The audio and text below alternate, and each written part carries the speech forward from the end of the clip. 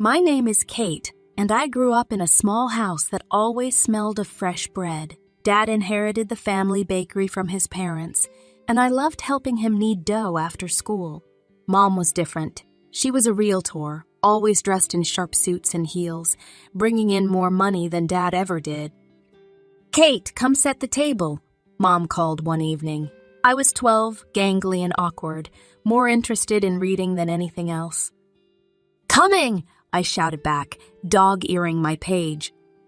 As I laid out the plates, I heard them start up again. "Another slow month, John." Mom's voice dripped with disdain. "When are you going to get your act together?" Dad's reply was soft. "Sarah, please, not in front of Kate." "Oh, who cares?" Mom snapped. "She should know what a loser her father is." I gripped the edge of the table, willing myself not to cry. This was a common scene in our house. Mom belittling Dad, Dad trying to keep the peace. I knew Mom was angry about more than just money. She felt trapped in a life she never wanted. "Kate," Mom barked, "where's my wine?" I scrambled to pour her a glass, my hands shaking. As I set it down, some splashed onto the tablecloth. Mom's eyes flashed. "You useless girl! Can't you do anything right?" Dad intervened. "It's just a little wine, Sarah. No harm done." Mom glared at him. "You're too soft on her. No wonder she's growing up to be just as pathetic as you." I fled to my room, burying my face in my pillow. I loved Dad fiercely, but I couldn't understand why he put up with Mom's treatment. As for me, I'd learned to make myself scarce, to be as quiet and unobtrusive as possible. The next morning, I woke to find the house eerily silent. No smell of baking bread, no click of Mom's heels. I crept downstairs to find Dad sitting at the kitchen table, his face ashen. "Where's Mom?" I asked, though I already knew the answer deep in my gut. Dad wordlessly handed me a note. In Mom's elegant handwriting, it read, "John, I can't do this anymore. I'm leaving with Richard. He can give me the life I deserve, not this small-town nonsense. Kate, don't bother trying to find me. You're just dead weight I don't need. John, you're a loser, and you've turned our daughter into one too. Goodbye and good riddance." I stared at the paper, feeling like I'd been punched in the stomach. Mom was gone. She'd abandoned us, calling Dad a loser and me useless in her parting shot. The next few months were a blur of legal proceedings and emotional turmoil. Dad filed for divorce and petitioned to have Mom's parental rights terminated. I remember sitting in the cold courthouse, my sweaty hand clutching Dad's as we waited for Mom to show up. She never did.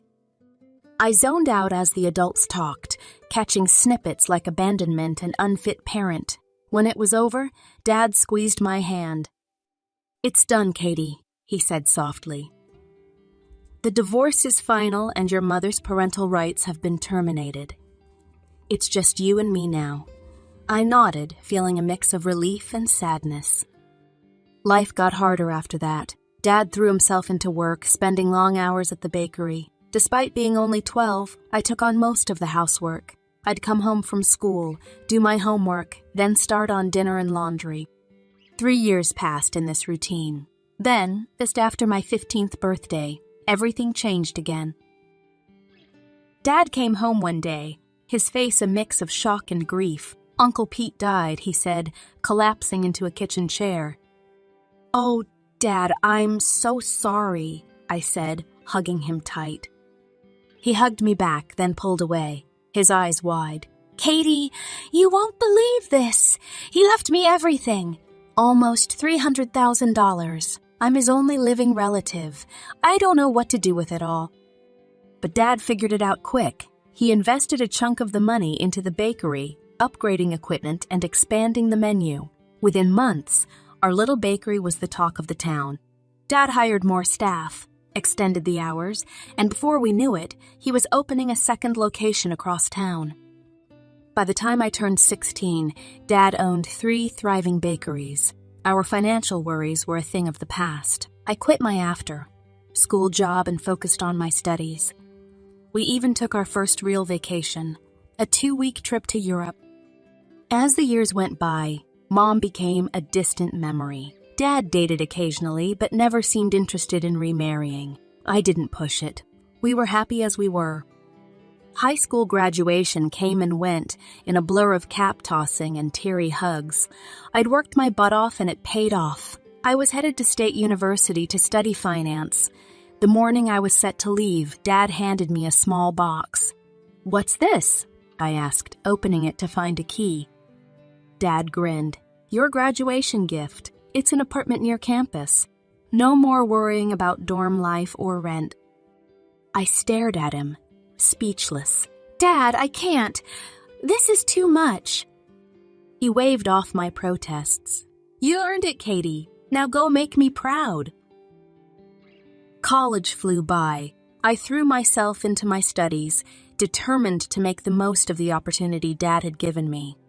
When I wasn't in class or studying, I was interning at local financial firms. By the time I graduated, I had a job lined up as a junior financial analyst. My first day at work, I stood in front of my apartment mirror, straightening my laser. "You've got this, Kate," I told my reflection. "Make Dad proud." The job was challenging, but I loved it. Every bonus or raise I got, I invested rather than spent. Dad's voice echoed in my head. "Money makes money, Katie. Be smart with it." Years passed.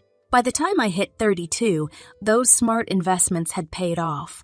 I owned 2 more apartments in addition to the one I lived in, all bringing in steady rental income. Life was good. Then came the phone call that changed everything.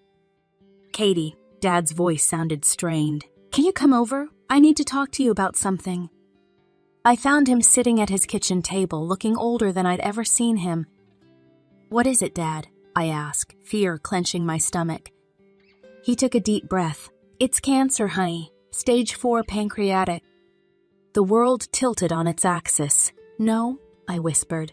"There must be some mistake." But there wasn't. The next year was a hellish roller coaster of treatments, remissions, and relapses.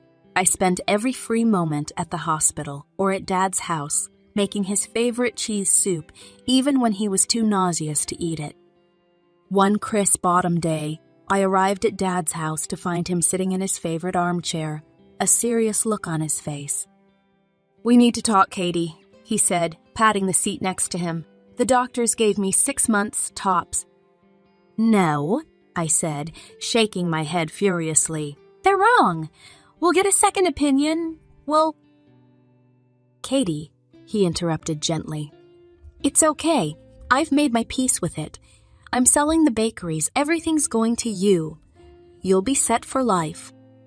I pulled back, wiping my eyes. "I don't want your money, Dad. I want you." He smiled sadly. "I know, sweetheart, but this is how I can take care of you even when I'm gone." The next 7 months were precious and painful. We talked more than we ever had about everything and nothing. I memorized every line on his face, the sound of his laugh, the smell of sugar and flour that clung to him even now. And then, on a quiet Wednesday morning, he was gone. The funeral was a blur. Afterward, I sat in Dad's empty house, clutching his favorite apron. The lawyer had already been by with the paperwork. True to his word, Dad had left me everything. I used the money from the bakeries to buy 2 more apartments. It felt right, somehow, building something lasting, just like Dad had done. A year after Dad's passing, I was just starting to find my footing again. Work kept me busy, and managing my rental properties gave me a sense of purpose. I'd settled into a new normal, or so I thought. Then came the call that turned everything upside down. "Kate, it's your mother. I'm back in town. I'd like to see you if you're willing." My mind raced. Part of me wanted to hang up, to protect myself from the woman who'd abandoned me. But another part, the part that still held on to the little girl I once was, couldn't help but be curious. "Okay," I heard myself say. "Let's meet at Rosie's Cafe tomorrow at noon." The next day, I arrived at the cafe early, my stomach in knots. As the clock struck 12, I saw her walk in. She looked older, of course, but still elegant. But she wasn't alone. A young girl, maybe 17, trailed behind her. Mom spotted me and hurried over. "Kate, darling, you look wonderful. And this is Lily, your sister?" I felt like I'd been slapped. My what? We sat down, and Mom launched into her story, how her lover, Richard, had left her shortly after Lily was born, how they'd struggled to make ends meet, how she'd decided to come back to her hometown to start over. "I heard you have a rental property," she continued, her voice hopeful. "I was wondering if maybe—" She trailed off, but her meaning was clear. I looked at Lily, who was staring at her hands, clearly uncomfortable. I thought about Dad, about how he'd always taught me to be kind, even when it was hard. I thought about the scared little girl I used to be, wishing for her mom to come back. "Okay," I heard myself say. "I have a unit that's just become available. You can stay there." Mom's face lit up. "Okay, thank you. We'll pay rent, of course." I held up a hand. "No rent, just utilities, for now." As we hammered out the details, I watched Lily. She looked so young, so out of place. I remembered being her age, feeling lost and alone after Mom left. "So, Lily," I said, trying to sound friendly, "you're what, a junior in high school?" She nodded, meeting my eyes for the first time. "Yeah, it's weird, starting at a new school for senior year." I felt a pang of sympathy, I bet. "Listen, if you need help with anything, school stuff, or just someone to talk to, I'm here, okay?" Lily gave me a small smile. "Thanks, that means a lot." As we left the cafe, Mom hugged me again. "You're an angel, Kate. I know I have a lot to make up for, but I hope we can start fresh." I nodded, not trusting myself to speak. That night, as I drifted off to sleep, I couldn't shake the feeling that my life was about to get a lot more complicated. But for better or worse, my mother was back in my life, and I had a sister. Only time would tell what that would mean for all of us. The months following Mom and Lily's return were strange.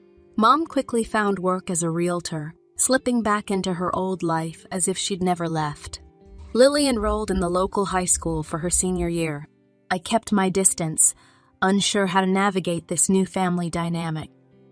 Occasionally, Mom would call or stop by. "Kate, darling, thank you again for the apartment," she'd gush, her smile wide and seemingly sincere. "You've been such a blessing." I'd nod, uncomfortable with her effusive gratitude. "It's fine, Mom. I'm glad I could help." Lily and I developed a cautious friendship. I'd help her with math homework or listen to her college plans. It was nice in a way, having a sister, but there was always a barrier, the weight of the years we'd missed. Then came Lily's graduation. I attended the ceremony, watching from the back as she accepted her diploma. Mom beamed with pride, and for a moment I allowed myself to imagine what life might have been like if she'd never left. The very next day, Mom showed up at my door unannounced. Her face was flushed, eyes blazing. "We need to talk," she snapped, pushing past me into the living room. I followed, confused. "What's going on?" She whirled on me. "Don't play dumb. I know about the apartments, Kate. All 4 of them." My stomach dropped. How had she found out? "What about them?" I asked, keeping my voice level. "You've been holding out on us?" she shrieked, living the high life while Lily and I scraped by. I felt my temper rising. "Excuse me, you're living rent-free in one of those apartments." "That's not enough," she spat. "Half of those properties should be mine. I'm your mother." I couldn't help it. I laughed. It was so absurd. "You can't be serious. You lost any claim to my property when you abandoned us. Remember? No parental rights, no child support." She changed tack then, her voice suddenly pleading. "Kate, sweetie, think about Lily. She needs money for college. If you just sold one apartment—" "Absolutely not," I cut her off. "Lily's education is not my responsibility." "How can you be so selfish?" Mom wailed. "After everything I've done for you!"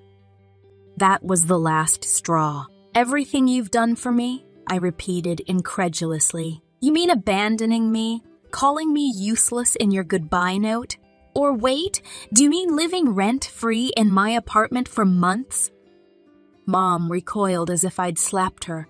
For a moment, she just stared at me, her mouth opening and closing like a fish out of water. Then, without another word, she turned and stormed out, slamming the door behind her. I stood there, shaking with anger and hurt. How dare she? After everything, how dare she try to guilt me like this? I sank onto the couch, my head in my hands.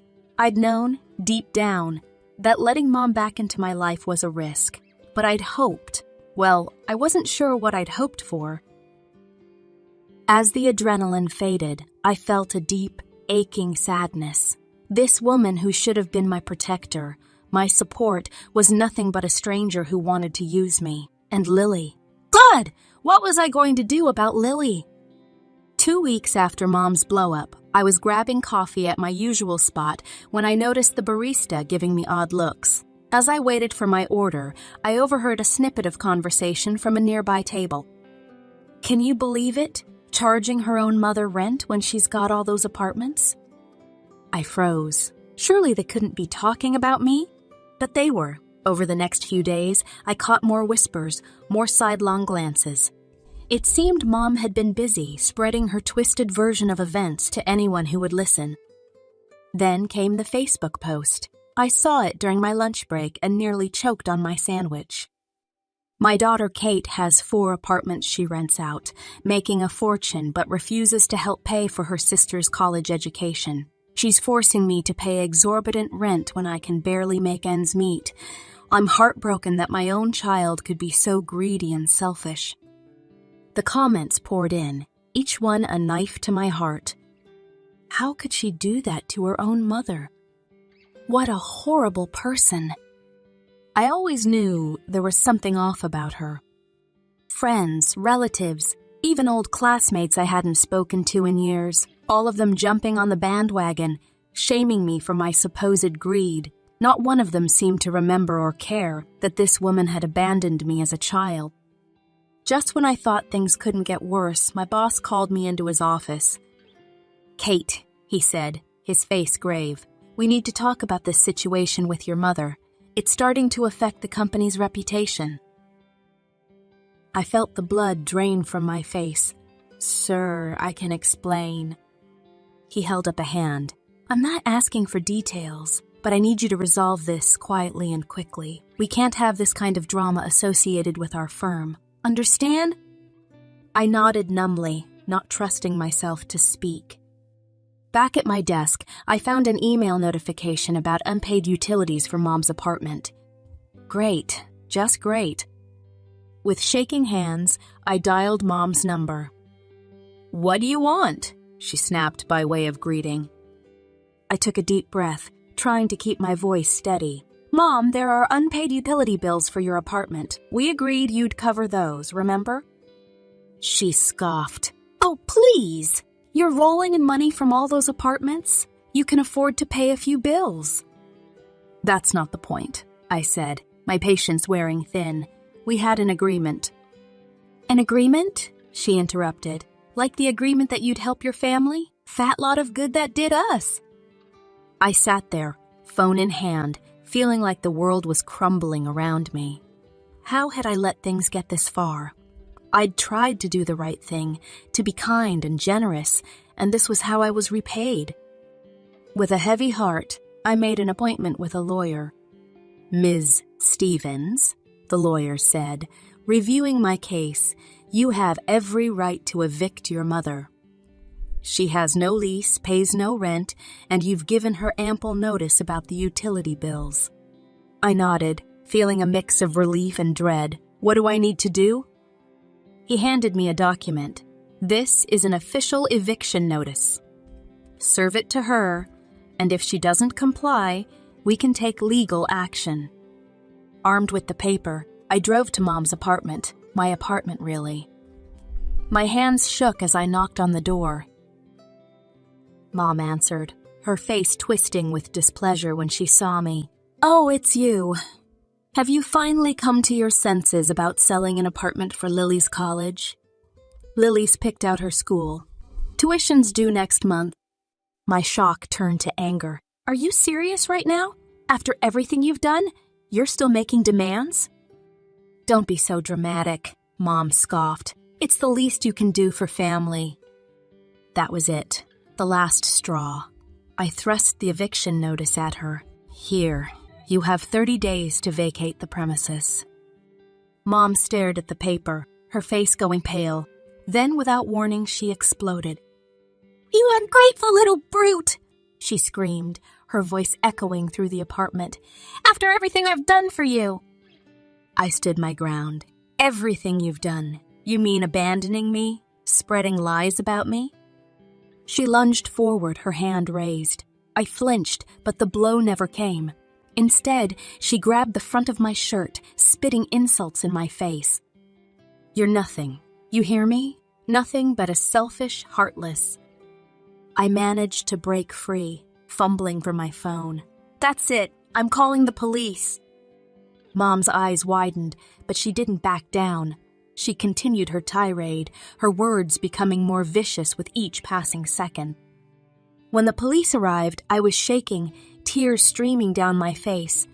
I showed them the eviction notice, explained the situation as calmly as I could. "Ma'am," one officer said to Mom, "I suggest you calm down and discuss this civilly with your daughter." Mom sneered. "Civilly? With her? She's trying to throw us out on the street." The other officer turned to me. "Ms. Stevens, legally, this is a civil matter. We can't forcibly remove her without a court order. I'd suggest trying to work this out between yourselves or taking it to court if necessary." I nodded, feeling defeated. As the police left, Mom's triumphant smirk made my blood boil. "You won't do it," she taunted. "You don't have the guts to take your own mother to court."